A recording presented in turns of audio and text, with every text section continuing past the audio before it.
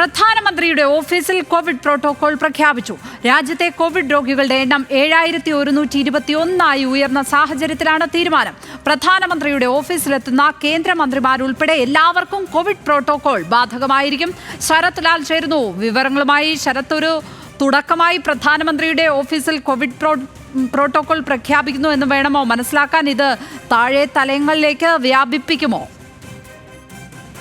ലക്ഷ്മി, രാജ്യത്ത് കോവിഡിന്റെ വ്യാപനം നിയന്ത്രണം വിട്ടു മുന്നോട്ട് പോകുന്നു എന്നൊരു സംശയം, ആശങ്കയും ഉന്നയിക്കപ്പെടുന്ന സാഹചര്യത്തിലാണ് ഇപ്പോൾ പ്രധാനമന്ത്രിയുടെ ഓഫീസ് തന്നെ കോവിഡ് പ്രോട്ടോകോൾ പ്രഖ്യാപിച്ചത്. അതായത് പ്രധാനമന്ത്രിയുടെ ഓഫീസിൽ എത്തുന്ന എല്ലാവർക്കും, കേന്ദ്രമന്ത്രിമാരടക്കമുള്ള എല്ലാവർക്കും കോവിഡ് പ്രോട്ടോകോൾ ബാധകമാണ്. പ്രധാനമന്ത്രിയെ സന്ദർശിക്കുന്നതിനും പ്രത്യേക കോവിഡ് പ്രോട്ടോകോൾ ബാധകമാണ് എന്നാണ് PMO അറിയിച്ചിരിക്കുന്നത്. അതുകൊണ്ട് തന്നെ ഇപ്പോൾ ഡൽഹിയിലടക്കം ഇന്നലെ ഡൽഹിയിൽ 180 പുതിയ കേസുകളാണ് റിപ്പോർട്ട് ചെയ്തിരിക്കുന്നത്. സർക്കാർ ആശുപത്രിയാണ്, സ്വകാര്യ ആശുപത്രികളുടെ കണക്ക് ലഭിച്ചിട്ടില്ല എന്നാണ് ഡൽഹി സർക്കാർ വ്യക്തമാക്കുന്നത്. ഈ സാഹചര്യം കൂടി കണക്കിലെടുത്താണ് പ്രധാനമന്ത്രി ഓഫീസിന് ഇത്തരം ഒരു മുൻകരുതൽ നടപടിയിലേക്ക് വന്നിരിക്കുന്നത്. ഇത് മറ്റു മന്ത്രിസഭയിലേക്ക്, മന്ത്രിമാരുടെ ഓഫീസിലേക്കും വ്യാപിക്കുമോ എന്ന് നമുക്ക് വൈകുന്നേരത്തെ കേന്ദ്ര മന്ത്രിസഭാ യോഗത്തിന് ശേഷം നമുക്ക് മനസ്സിലാക്കാൻ കഴിയും.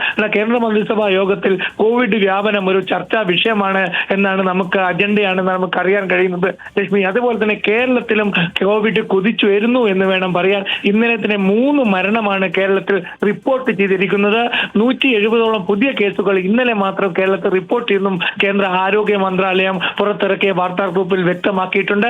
ഏതായാലും കോവിഡിനെ സംബന്ധിച്ചിടത്തോളം ഗൗരവമായ ഒരു സമീപനമാണ് കേന്ദ്ര സർക്കാർ എടുക്കുന്നത് എന്നതിന്റെ സൂചനയായിട്ട് നമുക്ക് ഈ പ്രധാനമന്ത്രിയുടെ ഓഫീസിലുള്ള പ്രോട്ടോകോൾ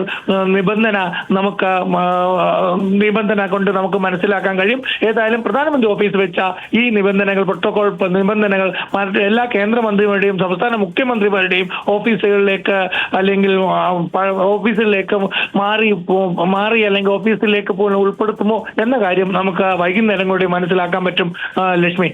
തീർച്ചയായും പ്രധാനമന്ത്രിയുടെ ഓഫീസിൽ കോവിഡ് പ്രോട്ടോകോൾ പ്രഖ്യാപിച്ചിരിക്കുന്നു. ഇതൊരു തുടക്കമാണോ എന്നാണ് അറിയേണ്ടത്. രാജ്യത്തെ കോവിഡ് കേസുകൾ കൂടുന്ന സാഹചര്യത്തിലാണത്. ശരത് ലാലാണ് ഡൽഹിയിൽ നിന്ന് വിവരങ്ങൾ പങ്കുവച്ചത്.